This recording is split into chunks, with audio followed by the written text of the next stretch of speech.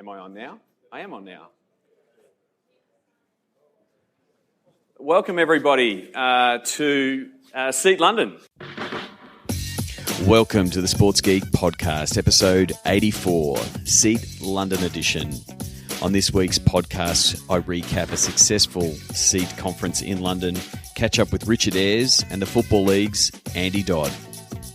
Welcome to the Sports Geek Podcast, the podcast built for sports digital and sports business professionals. And now, here's your host, who can present a keynote without speaking, Sean Callanan. For those of you who don't know me or my name, I am Sean Callanan from Sports Geek. First of all, I need to do is thank all the sponsors that are here today. They help make Seat possible. And soon we're going to have up Christine, and she's obviously going to be talking very highly of all these companies. They're going to be in the networking event throughout the day. We're going to have some great case studies from them. One of the best parts that I've always found with Seat is the collaboration of sponsors and vendors and the teams involved in stadiums. So we hope that we can bring that same Seat collaboration and family that happens in the US every year, and we'll be at San Francisco in July, to the UK. So what I'm here to do is to tell you that we want to make sure that everybody who's following online, and so we've got people following online in the US and from where I'm from, in Australia, that are following the hashtag Seat London. So as you are inspired by our speakers and by meeting people and the venue itself, please use the hashtag Seat London. My name is Sean Callanan. You can tweet me at Sean Callanan. You can tweet me at Sports Geek. I'm the guy that is going to encourage you all to tweet. I'm absolutely mad for it. Even my socks have hashtags. I'm really privileged to speak here at Lord's. Tremendous venue, and I'm actually just privileged to speak because the people who were lucky enough to attend Seat in Miami last year, I did the welcome address with Christine, but 24 hours earlier, I lost my voice. And so I did a 45-minute welcome address with Christine without speaking, which was hilarious for everybody but Christine, but we did survive. But this time I've taken all my vitamins, I've had my lozenges, I should be able to speak all day. And one of the things with Seat, and we'll go through to our first speaker, is there's someone in the room that has the same problem as you, and there's someone in the room that's already solved the problem you have. That is why you come to Seat. That is why this group and today is going to be a really great day. Okay. That was some of the clips from my welcome address, and I took a little bit of poetic license. There was not mad cheering and screaming and clapping at the end of that, but Seat London was a tremendous success. Really, when I spoke there at opening the day, we really were leaping and jumping without a net. Not knowing how the Seat format that works so well in the US was going to work in London. But I must say a big thank you to all the people who presented on panels and keynotes, but also contributed in the audience. It truly was a really collaborative day. Plenty of terrific feedback, made some really good connections with people who were attending and also participated in the day. So exceptionally pleased that the Seat formula has been proven to work internationally. So a big congratulations to Christine Stoffel.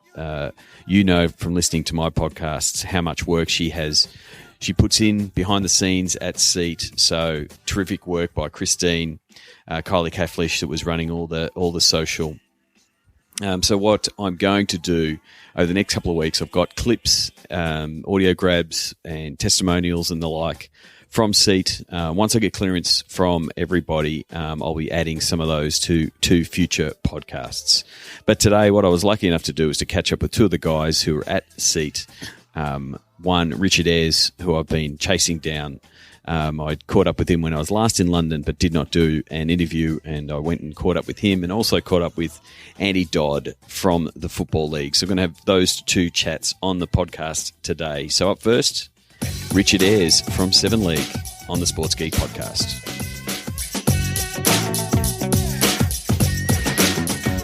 Very happy to be here in, I was about to say sunny London, but it's not. It's a cloudy London.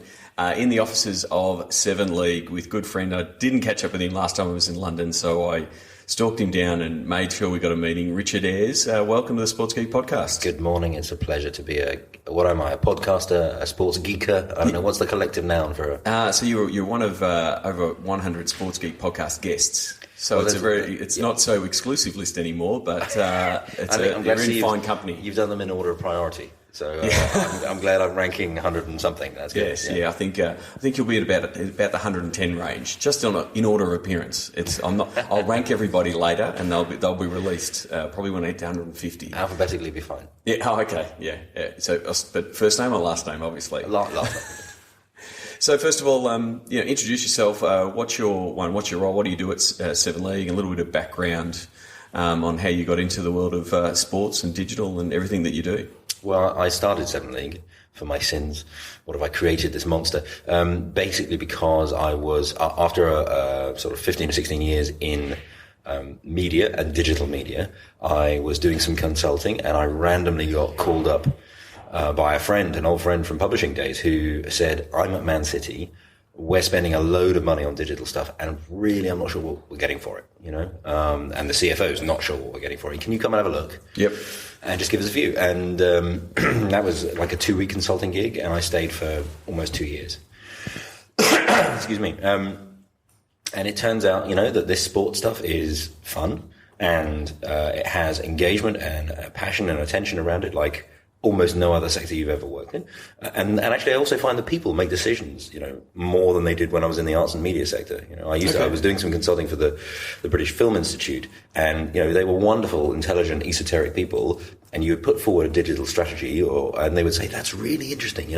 We should put together a working party and have a committee on it. And then in 6 months' time, we'll have done nothing. But you don't do that in sport, which is really good. And probably the key thing, of course, from a business perspective is, I found out that actually most of sport is just not using digital well enough or to the maximum, whether that be to make money or to gain audience or to get people participating or whatever.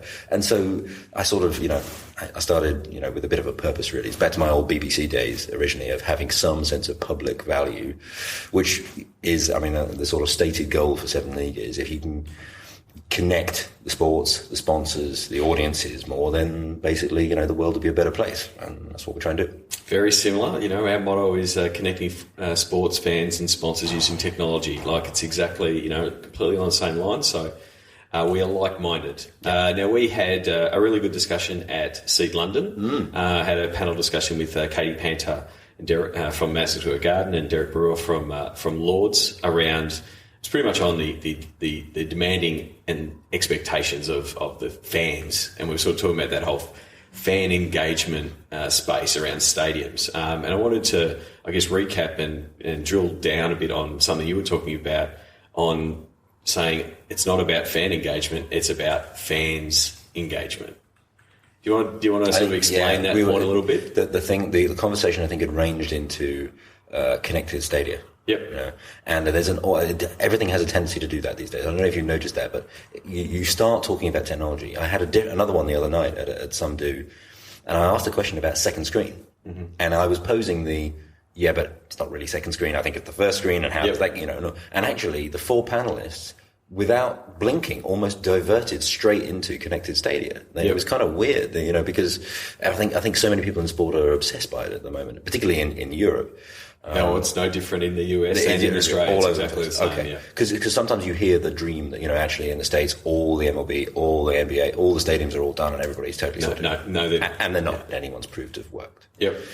And then I think, well, bearing in mind that most of the stadia don't have the connectivity, and as far as I can see, there is almost no good applications that have been developed to work on that kind of a platform, well, how can you definitively say there's no good user behavior, there's no experience, there's no model? Because we haven't developed the bloody thing yet. Yeah. It's a little bit killing it off before you've even allowed it to get out of the gate. Yeah, I had a similar discussion with Kenny Lauer from the Golden State Warriors as they're sort of putting the plans in for their new arena, and they're really trying to have the foresight to say that this technology is a utility for the stadium and not make it the thing for the stadium. So it is about how are the fans going to use it? How are wearables going to interact with the stadium, and how is that going to affect the fans' experience? So if the fan can glance at their watch and know that there's a shorter line, that kind of things, and integrate that in the stadium. But it's fan focused first, not technology bells and whistles focused of we've got to roll this stuff out. He's really the guy who was on the panel with us, Mr. Brewer from the MCC. That is a really interesting case study, because it's sort of the anti-49ers, right? It's cricket, not NFL. It's, sure, okay, the only thing actually they probably have in common is they're both quite long games. Mm-hmm. But other than that, it's brand spanking new stadium versus one that's been there for centuries, 2 centuries. It's, all these kind of things going on. And yet, the MCC had Wi-Fi in the stadium, I think 3 years ago. Now, it's provided by the cloud, so there's a registration barrier. Yep. But they went into it in a sort of cautious, well, we'll give it a go, and we won't really spend the money, but we're the MCC, so, we can try these things. I think if they had been more commercial organisation, they would have been more sensitive, but they're the MCC, so they give it a go. And actually they find that during a test match, you get incredible uptake. And bearing in mind that their audience is, the average age is, 45, 50, I don't know. And he did say, he had that older demographic, I like to call them silver surfers. Yeah. That older demographic. But he said that the misnomer that they're not using tech, like they are, like they're pulling out their iPads, waiting for the play, either reading the paper or checking on highlights, or, cricket's just as much a stats-driven game as baseball. So, being able to bring up stats. If you look down the ranks of the MCC members, all in there, what do they call them? The egg and tomato? The tie. The ties, all in that kind of thing. And you see the devices in their hands. You think, okay, well, if it's happening to that demographic and that social niche, it's really well done, then there's a real opportunity. And it's because they put it in 3 years ago, they have been able to develop an approach which is about, it sort of got past that stage of, oh my God, are we going to invest, and what's that, and how am I going to get commercial investment, and blah, blah, blah, all this. And it's gone into user experience, with much, not surprisingly, it's having much better impact. Yeah, and it is when it becomes, a utility. Like the joke is, Wi-Fi is required like urinals are required. Yeah. But we don't have anyone talking about the tech in the same way people talk about plumbing of a stadium. No. It sort of needs to get to that point. Absolutely. And the other thing is that, so as you say, excuse me, whether it be the urinals or whether it be the hotel analogy of, there are some hotels who still try and charge you for the Wi-Fi, and there's those that want registration, and there's those that don't, and all the rest of it, and that's fine. So we're going to have all those models going on in there. But really you need to, you're getting beyond that and getting into, okay, what am I actually doing with the damn thing when I've got it on there? Am I providing a service over the top that's actually adding value into the user experience, as we would call it from a web point of view? Yeah, and it is. But it is that you have to be providing that user experience. And I think the other thing that I really took away from our chat and our panel was to not just clump all fans in one bucket. Say, we're rolling this out for the fans. When you don't do it with content, it needs to be segmented. So what you're providing, the upper bowl fans, and what you provide, courtside or your premium fans is a different experience, and they're going to want different things. So then, Katie was saying that the in-seat service and all of that bells and whistles for courtside, when you've paid the big money, but then in the upper bowl they can pre-order their food with the app, pay through the app, and have their food delivered. At the very top of the, in the cheap seat. So you've also got to go, how are these different fans going to use this technology, and how can we make their whole experience better? Well, and you need to be thinking about the entire matchday experience. So, as an aside, actually, on the food at your seat thing, Chip Foley from the Barclays Centre told me that when they have 17,500 people at capacity, they get maybe 50 people will actually order a hot dog. Or something like that, right? It's a tiny, tiny, tiny uptake. But when the use case is different than when it's about, sort of a duty-free picking up of gifts from the shop, and you don't have to go into the queue in the shop, they get much higher intake. Mm-hmm. You see, was it Seattle or somebody did a ticket upgrade service where they'd actually, the addition to the ticket upgrade in Stadia online service was that a cheerleader would come and take you from seat 1 down to seat 2. And that's pretty much like what the guys at Experience do. Like, they sell that kind of inventory, and they don't only just sell the inventory, but they upgrade it with that kind of experience. A cheerleader will come down and you go, oh, well, I do want to upgrade what I want to do. So the other thing I want to ask is, what cool campaigns, what have you been working on? What do you want to brag about that you've been doing recently? Nothing. It's all been rubbish. That's interesting you say what campaigns. I guess there's still a bit of me that has a knee-jerk reaction to campaigns. In what way? I'm longing for the day when we can say campaigns are dead, because I know what you mean. It's shorthand for what we're trying to... Yeah. I know. But... Because it's an ongoing thing. Exactly. You're always doing something. So then if I was to... Okay, I understand that. So then, what piece... then it becomes more micro, like what content activations that you've done, or what have you done in a stadium, So now I'm going to talk about campaigns. Okay. No.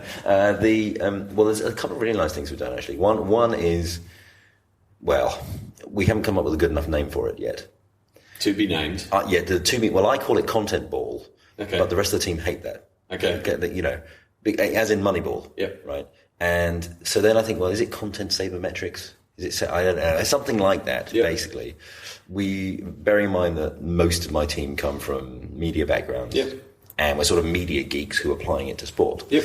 Hence the fresh perspective, I think, that we bring most of the time. But the approach that we've been taking is a sort of highly data-driven analytical approach to content. Okay. And to content delivery and to promotion and all those. You got that thing about what am I making? Yep. When am I putting it live? Where am I putting it live? Which audience am I connecting with? How long is it live for? Am I windowing it? Am I segmenting it? Is there, all those kinds of things. And then, of course, there's the audience reaction. And on which device, and on which, all those kinds of things. And basically, we've developed a methodology for being able to sort of crunch all the numbers in all those different parts of the chain and come out with an analysis, which then we've been doing some work with UEFA around it. We've been doing some work with some of our other partners around it. Valencia, for example.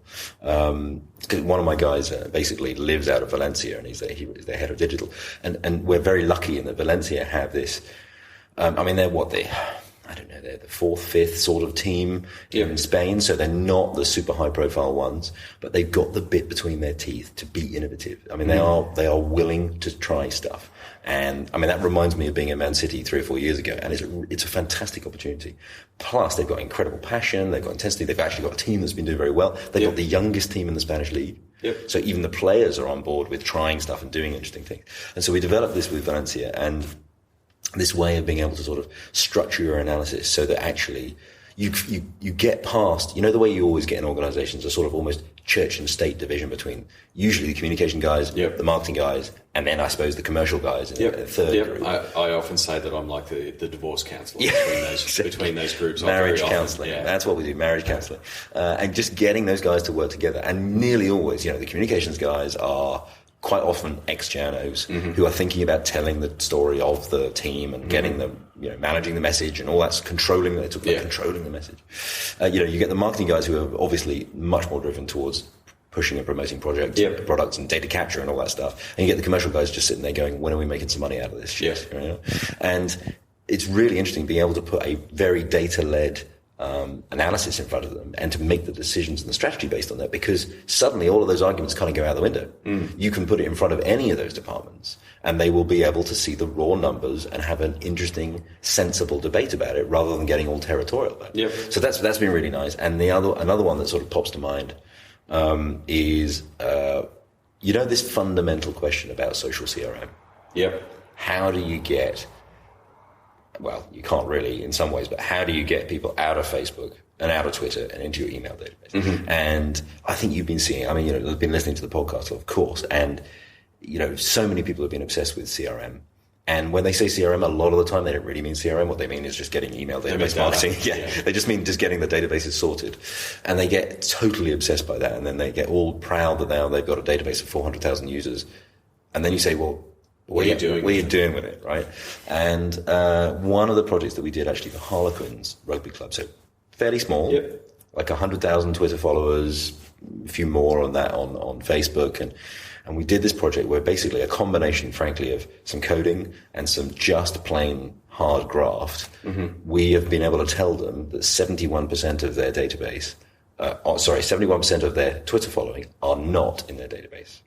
Yep. Right, and suddenly you're in a position where their marketing manager's eyes are opening.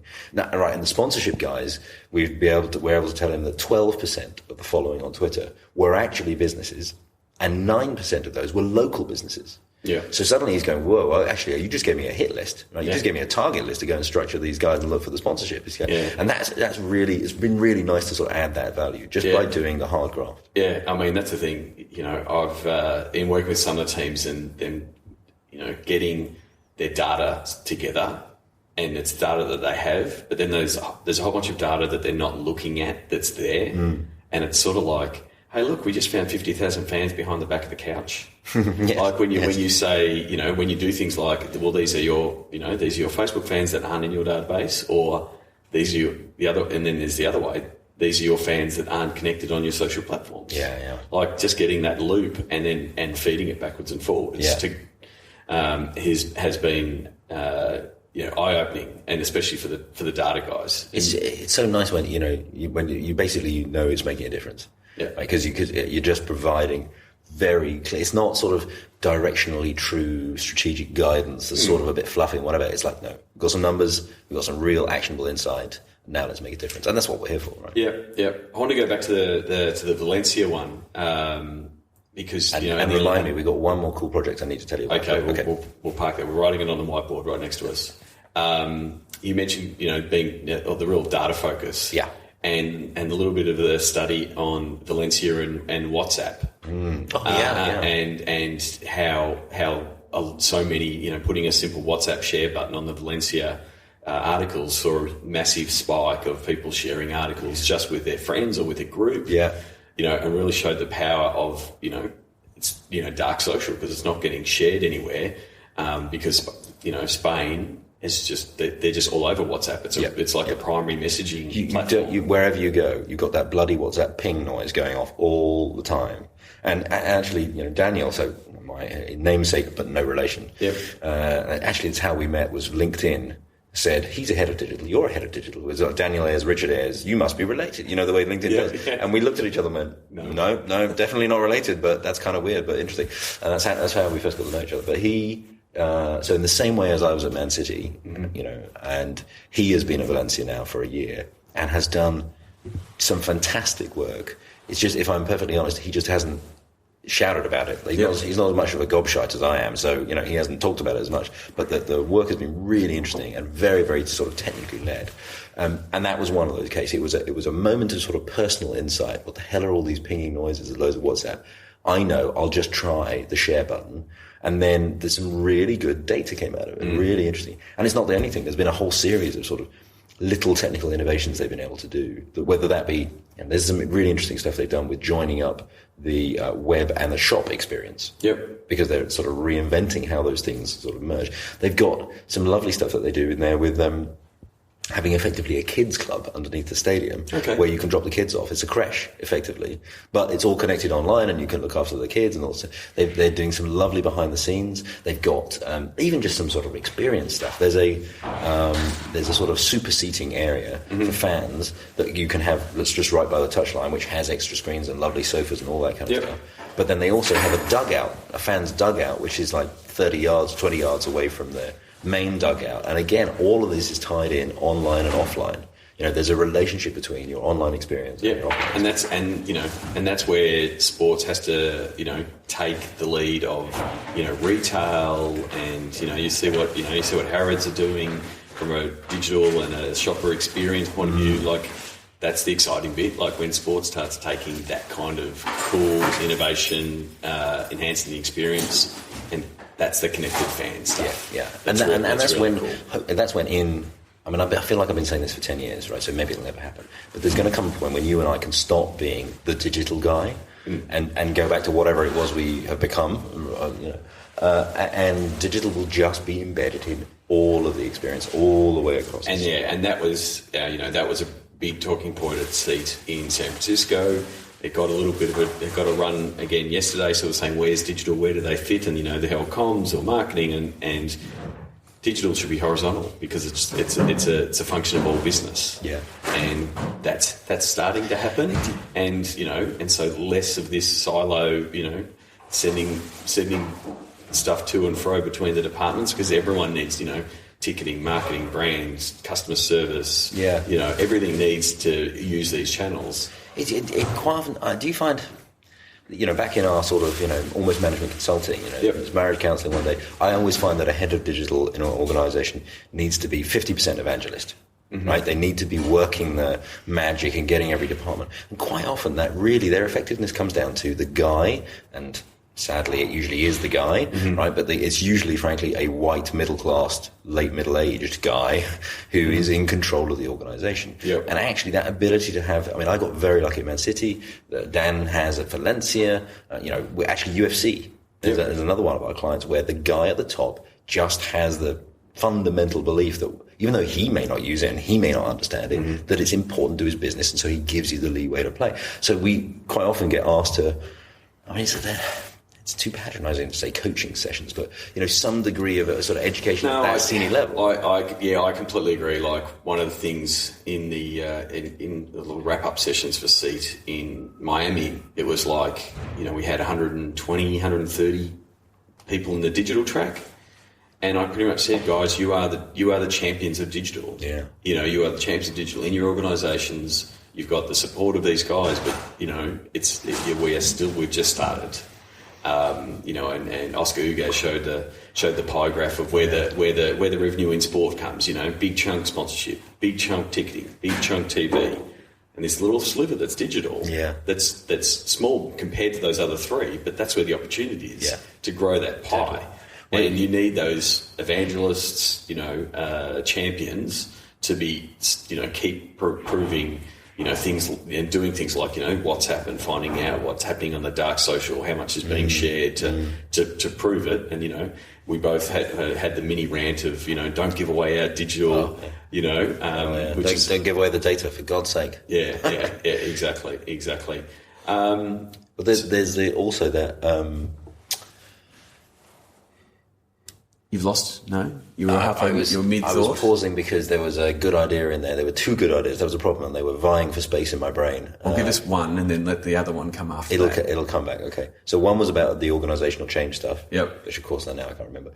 But the other one was to do with UFC. Yep. Because I mentioned, the guy at the top gives us some leeway. Mm-hmm. So we've been doing some... You've got to think about it. UFC is often held to be the most progressive of sports when it comes to digital. Yep.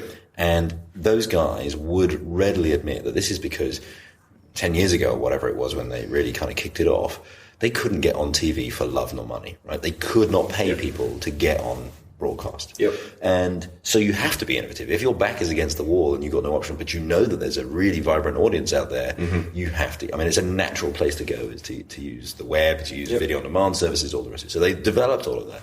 They developed fighters who naturally, what the fighters do with digital and social in particular. They've had excellent training. They're well incentivized to do what they're doing. Well, these days they don't. There was a period where they got paid. Yeah.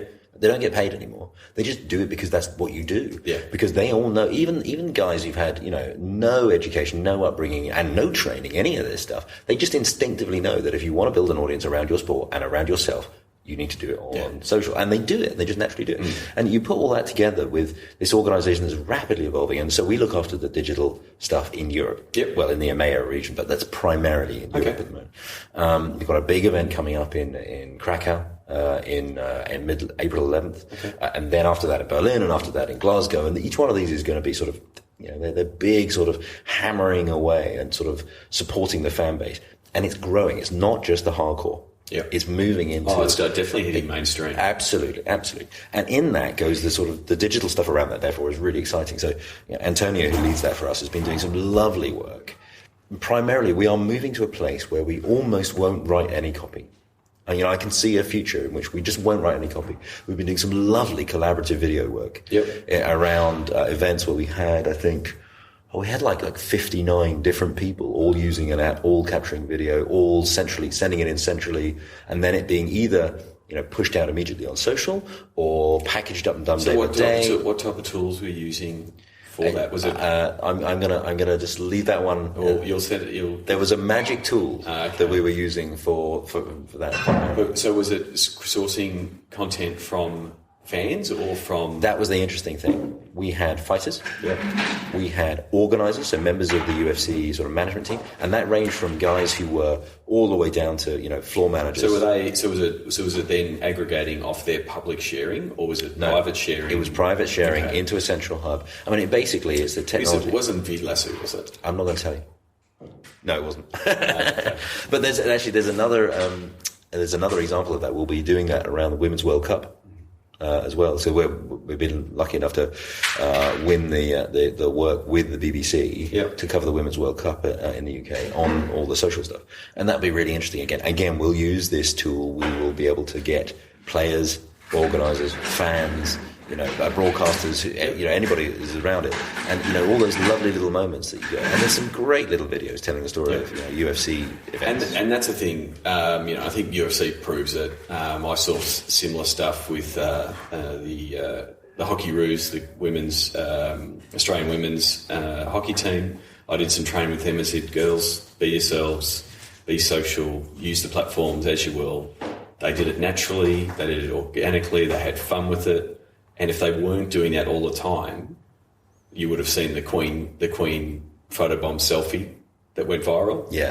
That doesn't happen if they're not taking photos of training and all that kind of stuff. And and you get those little moments, but they just got it. Yeah. So like the UFC, they're all building. They see the advantage of building up their own personal profile. But as an organisation, or if you're running a team, when you can get a group that's doing it, like they started a hashtag that the marketing guys go, revolution, how cringe, right? But the girls launched it. Yeah. The girls owned it. Everyone got behind it, and it was, organic and lovely. So sometimes you just got to, let it play out. And if you get a good group of contributors, whether they be teams or whatever, that's where the good stuff starts to happen. I wonder whether we're going to start to see the power of the sports person, the power of the athlete coming through more and more and more. Well, it won't just be LeBron James, right, and the high-profile ones. We're going to start to see. We saw it in the Olympics with the rowers. Nobody follows rowing really, right? Tom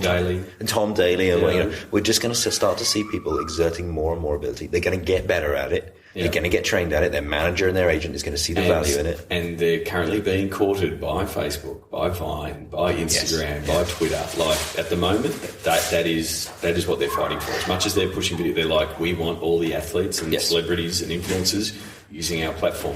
Well, there was a really nice session in South by Southwest last week, which had there's a guy from the audience, Oliver Huggett, he was a really nice job from in terms of telling the story. But they had Jack and Jack, the two sort of teeny bop stars, and they had Brodie Smith, who does the trick shots with the frisbees. He's sort of a frisbee dude, perfect. And they were doing exactly that. They were doing exactly what you were. And I was going through my head was, okay, these guys are cool and it's fun and they built phenomenal audiences. But imagine if they had elite athlete capability as well, right? As soon as we find one of these guys with that capability inside the athlete community, oh my God, that's incredible gold right there. And it's probably the next 6 months, or it'll be at the next Olympic Games, or it'll be an up and coming football player or an NBA player that goes, I've got an eye for this, and because it's they're a digital native, they're using the platforms now, they're using Snapchat now, and understanding how to do it. That's both, massive opportunity. I'm sure there's traditional PR people that are just shaking in their boots, and worried, what the next, Wayne Rooney will do on social media. Yeah. But that's the world that we're going to be living in. Yeah. Well, Valencia have had us working very closely with, when they have 25 academy teams, and they actually, if you look at the ripple effect of the Valencia Academy, there's an awful lot of international high-profile players who came from the Valencia Academy. But those guys, because they're forward-thinking, they're having us work with their academies and with the training to make sure that it's not this kind of weird session. When I first went to Man City, the only training that the players have been given in social media was a talk from Schillings, the international libel lawyers, about what the hell you're not going to do and how you're going to not do this and not do that. Right? Whereas Valencia is totally the opposite case. I've always had to go and unwire someone's come in and done social media scary movie presentation, right? And I tell them, don't take pictures of that part of don't take pictures of that part of your body. But other than that, you'll be fine. And it is funny because the opportunities far outweigh, the issues from an athlete point of view. One of the things I send new draftees, so in the AFL, like you'll get drafted, is Mark Cuban's Expire app.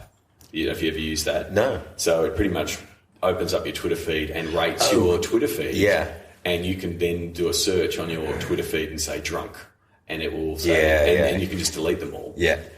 So one guy got drafted.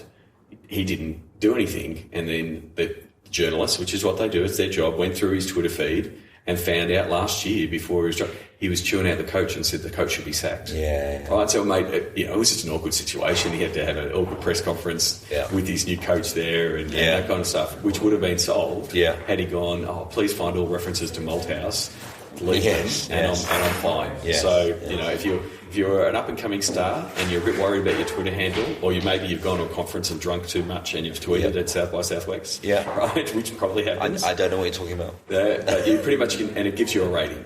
Yes. And it'll say, Richard, you're A+, that's cool. There's no incriminating evidence there. So that's one of my tips. I feel nervous. I feel like I need to vet my own account now, just in case. Drunk in charge of tweets.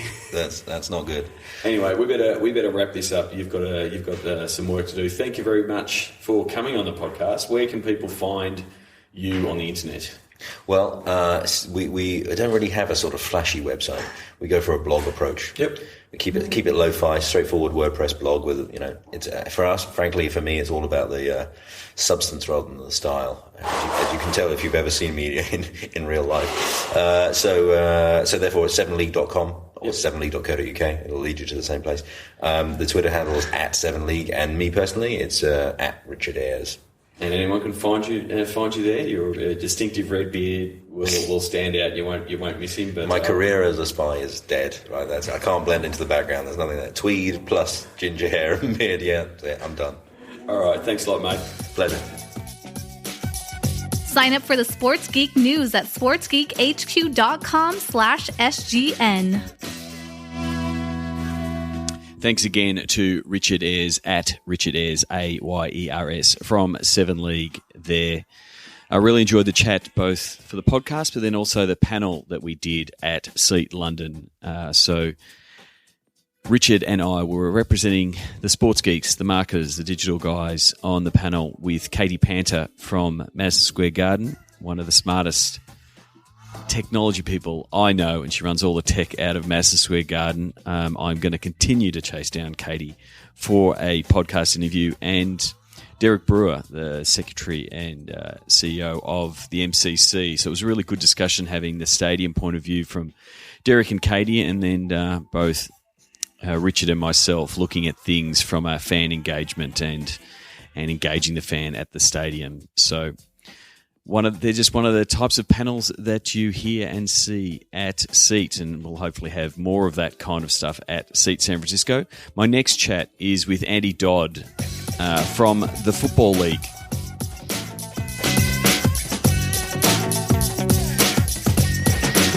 Very happy to be in the offices of the Football League in Gray's Inn Road, newly minted offices with Andy Dodd, Head of Communications from the Football League. Recently met him at Seat London. Welcome to the Sports Geek Podcast. Thank you very much. It's good to be here.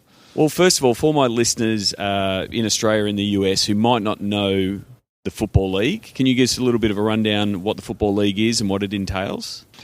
Yeah, the Football League is actually the world's original league football competition. It's been around since 1888. Nowadays, though, it is the 3 tiers essentially below the Premier League: Championship, League 1, League 2. We also run the League Cup competition, the Capital One Cup, and the League Trophy, which is the Johnson's Paint Trophy. So there's three divisions. 3 divisions, 24 clubs each, and that's where, again, if you're following the Premier League, the relegation, so the teams that fall out of Premier League come back to drop into the Football League Championship, and the teams that get promoted from the Championship go into the Premier League. So, and one of the big discussions at SEAT, and I think it was Bob Jordan talking about some of the standardisation that the MLB had done with all their parks, and then Fiona Green, raised the question: how do you do standardisation when you've got 72 teams? Is that right? 72 teams. 72 teams, but across 3 divisions that. With teams that might not be in your competition next year if they're successful and they go up to the Premier League, must make it very tough from a league point of view to have that kind of standards that you can have in like the NBA and the MLB of the world. It is tough. The 72 clubs is our strength and our weakness. Yep. It gives us that great national coverage, a whole variety of clubs, but getting that consistency has always been a challenge. We lose 3 clubs going up every year. We lose 2 clubs going down every year. And so, tell us a little bit about your role. How long have you been at the Football League, and how did you get into the role of head of marketing comms? I've been at the Football League 14 years. Really, I started more or less straight out of university in an assistant role in the London office, the commercial office. Gradually took on various different roles in the office as I got older, and fell into the digital side really. As pretty much like a lot of people in the last 7 years, it sort of didn't exist before then. And exactly, yeah. When I started, we had a one-page website. We started to build that up, and I was involved in that. So when the social media thing came along, it's something I got involved in right from the start. Really, setting up our Twitter account. Going onto Facebook, and now building into other platforms as well. It must be very difficult. Like I know, working with the guys in football in Australia, the FFA and the A League in Australia, as a league, you're trying to cover the whole league, and fans will get upset if you don't give their team a mention every now and again, and you're smiling already. How do you manage that with 72 teams and 3 divisions? Like from a number of posts putting out, and try not to play favours and those kind of things. How do you cover it from that social perspective, those 3 divisions? We take an approach where we are fans of our clubs, fans of the competition. So the things that fans are talking about, we talk about. And if we do it from that basis, we find generally it tends to even itself out over the course of a season. Previously, when we started, we tried to take a more neutral approach, but it doesn't really get the social engagement we wanted. Yep. So we're not too concerned about always appearing to be equal-handed, because that will balance it out over the season. And so from a content team and production point of view, so have you got a team behind you that's putting out all the content for your website, football-league.co.uk? What's the team makeup look like? Internally, we've got a digital content editor, Reece Griffiths, who's responsible for the day-to-day posts on our social media accounts and looking after the content on the website. But we're supported by an agency we've worked with for 7-8 years now, Final Third, and they've got a reasonable sized team who are delivering content for us right throughout the day, right throughout the week, out of office hours. Yep. And on a match day as well. So that gives you that coverage of all the. It's almost website hygiene stuff, the stuff you have to do, match reports, previews, recaps, the basics, all that kind of stuff. Which is, it's like I just said, it's hygiene from a website point of view. You've got to do it, but it still takes a lot of bodies to do it. And because those guys, you've been working with those guys, so long, even though they are agency, you were talking about it at Sea, they're practically inside your team. You've been working with them for so long. Yeah, we count them as part of the team. They're with us at event days when we do our finals or other events. And essentially they work as one of the team. They know what we want, what we don't want, and they're just very easy to work with. Yep. So part of running a league from a digital point of view is the grind, right? The week in, week out type of games, but then also it's also making a real big spike and a big difference around big games and big events. What are some of the big games and big events that are marked in your calendar to say we've got to make sure we make the most of these opportunities? Well, yeah, we have several spike campaigns, as we call them, through the year that goes above and beyond our base level content. It's key moments, really. The fixture release. Yep. Is the big moment for us. Start of the season. We've got then our finals, so the Capital One Cup final, Johnson's Paint Trophy final, and our 3 playoff finals. And then the Football League Awards as well is a big one for us. They are coming up to their 10th year? Yeah, the 10th year. They happen in next month. And there should be some good news stories coming out of that. And any particular, like I always like to ask people, brag about some campaign or something that you've done that worked really well. What about yourselves? Well, really, the most recent one and probably the best one we've done is the activity we did around the Capital One Cup final. Yep. We've recently had a restructure in the Football League team, which has enabled us to focus more on specific areas. So it means my role is less spread out across the department and can focus on creating campaigns and actually doing them properly. Get a bit of brain space for that, to be able to think about those kind of things. It's really important, isn't it? So, yeah, exactly. And this was the first one of those, really, we've done. And we hit the ground running with the success of it. So take us through the mechanics. What were you trying to do? What were some of the key things you were trying to do? And then what were some of the metrics coming out of it? We wanted to... we set out with the objective of making the Capital One Cup final in 2015 the most socially engaged League Cup final ever. We certainly achieved that. How we went about it, we engaged all the stakeholders. So we talked to Sky Sports to make sure they were on board, the sponsors, Capital One, the finalist clubs, and Wembley as our host venue. We took them through our plans, and we looked at activity in the build-up to the match for the final week, on the match day itself, and then some activity post-match to showcase what we did, really. The biggest success of it was the Own the Arch campaign, which ran from the Monday before the final through to the Saturday night before the final. And so what was the Own the Arch? What were the fans expected to do? What were some of the results? Own the Arch was it's essentially a hashtag battle. Yep. Not something we'd not been able to do before until we had an analytics partner. Yep. So we got them on board as the first step. So who was that? That's Falcon Social. Okay. So we've been working with them since the autumn, really.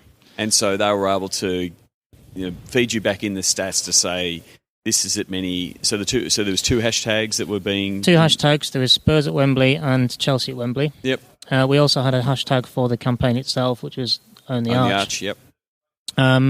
So all we said to fans was use these hashtags, and whichever hashtag is used most in the build up to the final, we will turn the Wembley Arch into your club colours. It really captured the imagination of the fans, and it was actually a very close battle. We had about 500,000 tweets using the hashtag. Yep. And there's only about 6,000 in it at the end. And did both the teams and their digital squads sort of get behind that and push the message to say, come on Chelsea, come on Spurs fans? Yeah, well, the fans certainly got behind it, and in particular Spurs and their digital team were really engaged in it. So that's potentially what made it such a close battle. It is real. It's really important when you're doing those things, and we've done them previously where I've had 2 Sports Geek clients, and so I was sort of working both sides of the fence to say, hey, we're going to do this battle. We need you to rally the troops, and then hopefully you have that tipping point where the fans just want to own it. Yeah, what we saw with this was we had particularly Spurs pushing it, but the fans really felt ownership of it right from the start. Yep. And it didn't need that much of a push. It was because it's such a unique thing. It had not been done before. Yep. The opportunity to use the lights on the Wembley Arch hasn't been around. Yep. For it to be done. So, and the nature of it, in terms of letting fans own the stadium, yep. They really bought into that. They didn't didn't want to see the other club win. Yep. I mean, yeah, it hits right in the passion point of fans to say, well, if I'm going to have my say on this game, I want to show my colours and that kind of thing. And the good thing for you now that you've run it is that, it's a campaign that you can go back to and run again. Any, any massive learnings or any things that you would tweak for the next time? It was... it went so well that as the campaign itself is not, it wasn't really much. One thing we might do is look at how we could display the results on a live basis, rather than as we did like static updates at set points. But if we had a live feed or a live meter or a digital version of the arch that people could log into and see, that would be a really nice development, and I think something fans would like, because they could see how their votes are impacting on the score. But overall, I mean, it was a relatively cheap campaign to deliver the success we had. And that's the thing, is once you can start feeding back to the fans how well they're doing, they don't need too much more encouragement than that. And so, having something as physical, and that's the other bit that I like about it, is that it takes the online and takes it offline, takes it to the stadium, and makes people feel part of it. And I think one of the stats from Seat is 5% of your fans, or I think Richard Ayers corrected and said 1% of your fans are in the stadium. Well, that was the whole basis, actually, we came up with our wider campaign. We wanted to make the fans in the virtual stadium as big as possible, because the match is sold out. It sells out every year. We don't need to sell tickets. What we want to do is make sure as many people around the world are engaged in the final as we can, and that was the basis of the Own the Arch, and then the activity we did on the match day with the final selfies and putting photos from people around the world up on the Wembley screens.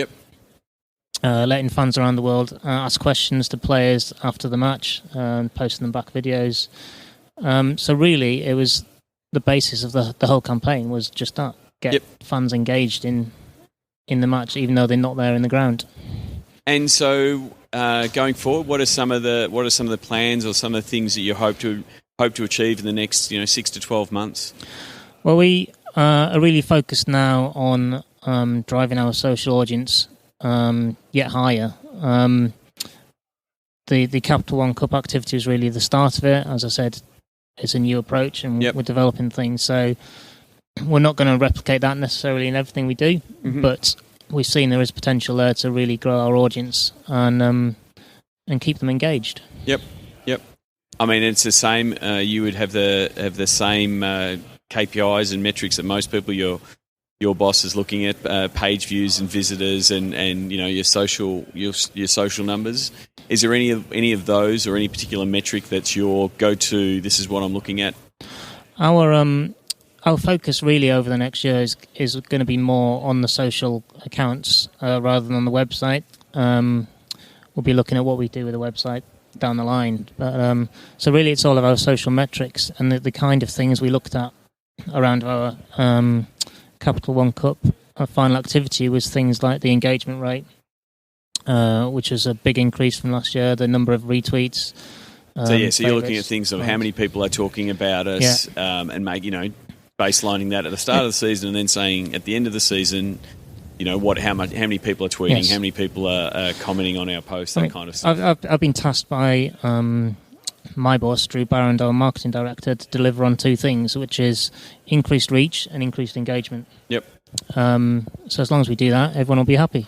So I guess on that, have you, we did a lot of work with the guys at the Asian Cup around Facebook and using Facebook ads and things like that.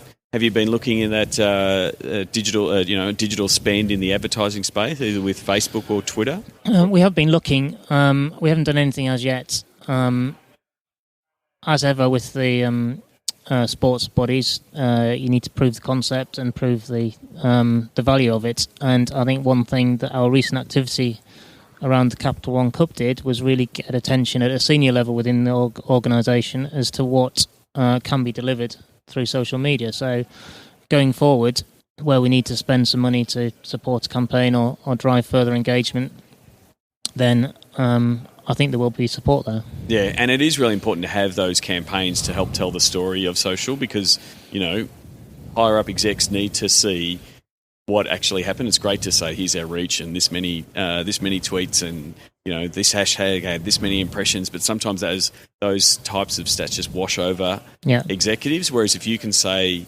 they can see these spikes in traffic or engagement because you've run a campaign, gives you more license to run more. Yeah, and they can see the value of it because doing what we did around the Cup One Cup final delivered value to all of our partners as well, the sponsors, the clubs, and our broadcasters. So,